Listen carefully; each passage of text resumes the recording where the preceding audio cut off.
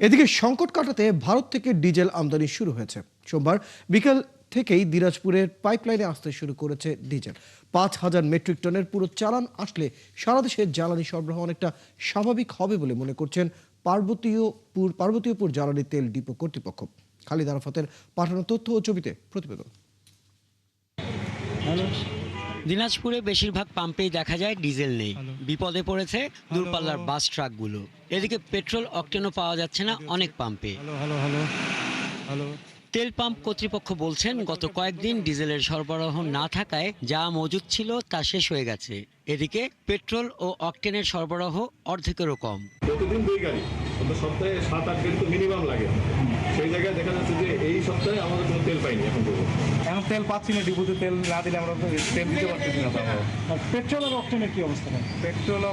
Petrol আছে, octane আমাদের নাই। আজকে আমাদের চললে শেষ হয়ে যাবে। চলবে কি চলবে না, আজকেই শেষ হয়ে যাবে। সোমবার বিকেল থেকে ভারতের আসামের নুমালীগড় রিফাইনারি থেকে 5,000 মেট্রিক টন ডিজেল পাইপলাইনের মাধ্যমে দিনাজপুরের পার্বতীপুর ডিপোতে আসতে শুরু করে। 50-60 ঘন্টায় চালানের পুরো ডিজেল ডিপোতে আসবে বলে জানান ডিপো ব্যবস্থাপক।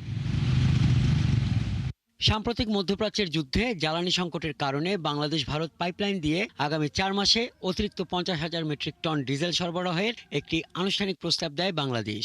সরকারের এই উচ্চ পর্যায়ে তৎপরতার অংশ হিসেবেই 5,000 টনের প্রথম চালানটি দেশে আসছে। 2017 সালে বাংলাদেশ ও ভারতের মধ্যে চুক্তি হয়। 2023 সালে এই পাইপলাইনের উদ্বোধন হয়। তবে এ নিয়ে ফোনে কথা বললেও ক্যামেরার সামনে কথা বলতে রাজি হননি পার্বতীপুর ডিপো কর্তৃপক্ষ। হাসান আহমেদ, 71।